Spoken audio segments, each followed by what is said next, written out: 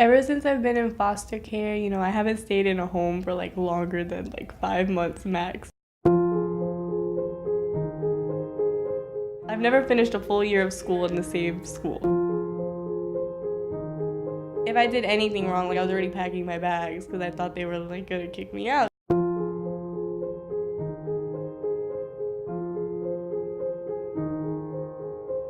They put me in the system in 2007. I've been to about like 23 foster homes.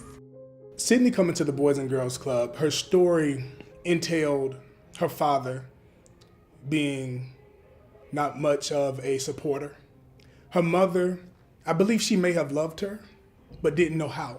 The first time my dad went to jail, it was like really early in the morning, like everyone was sleeping. Like suddenly we just heard like banging on the door and like the door was like opened and there were a whole bunch of cops and everything and they kind of just like ran into the room and like everyone's woken up by this point because it's loud. And they took my dad and they grabbed him. I was scared, kind of just saw them like take my dad.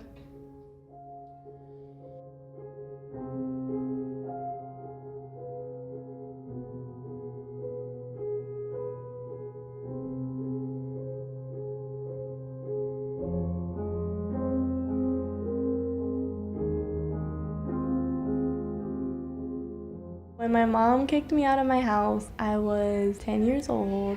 She had a lot of guys coming like in and out the house. One of the boyfriends she had, he was really abusive when she was gone. Like she would hit us and like get very inappropriate and all that. She started yelling at me saying, "Oh, I don't believe you. I'm only like 10, why am I gonna lie about that?" It started getting better around like 2011. I was staying with a friend at the time. I was turning 13 and my mom brought me a cake. I was telling my mom I loved her again and all that, so everything was good.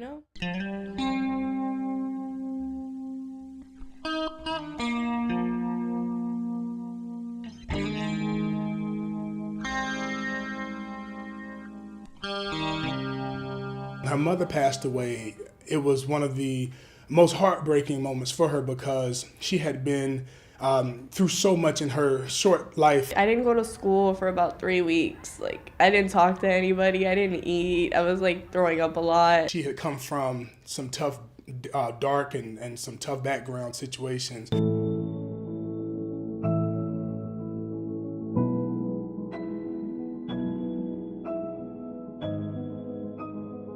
I didn't know the Boys and Girls Club until like my 13th home. The very first time I met Sydney, we just didn't click at all. Like, she couldn't stand the sight of me. I had gum or something, and you're not supposed to have gum here, so she yelled at me, so I was like, I just didn't like her. Then I started this G2G program where it was basically all girls. And it was supposed to be like all the teens and whatever get in there and start talking about their problems. Yeah, I chose Sydney and Amanda to kind of be like the high schoolers to help me along with the program. She was able to develop really close friendship with a young lady named Amanda Lees. And Amanda Lees had a heart for Sydney. Me and Amanda didn't know how to skate. So we clicked like that. Like we were there like the whole night. Like I just talked to her the whole night. When I noticed that she was off a little bit, I would always send Amanda Lees to be close to her because I knew that a female presence for her was really good. She needed a friend. She needed somebody she could trust and somebody that she could rely on. I brought up that once our kids were old enough, we should foster kids. No, it's not gonna come when we want it to come. It's gonna come when it wants to come. And right now it's calling itself Sydney. We didn't know she was moved around from home to home. So, maybe we could, just open up the door for her here. They like sat me down at the table the next time I came over, and she was basically like, I talked to Samuel, you get along with everyone in the family, we think you're a really good kid, and we'd want to take you in. And I was like you see the smile I have now, it was like 10 times bigger.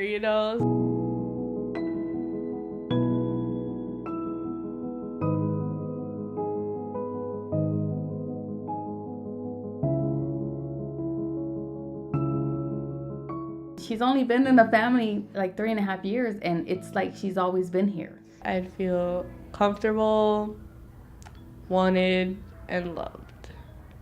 And those are 3 words that I've never felt before in any other house. The letter she gave me for my birthday, especially, it's like I'm a father role to her, so it feels good.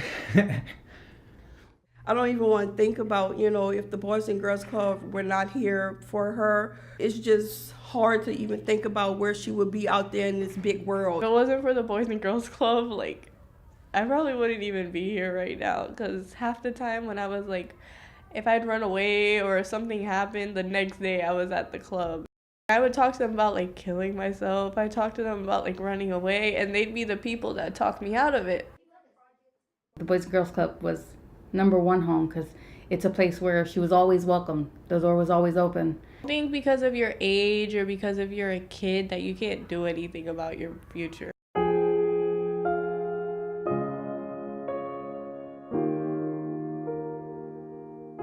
If you really want it, you could do it. And it gets better. At the end of the day, like, you're gonna feel like your worst one day, but the next day isn't gonna be that bad.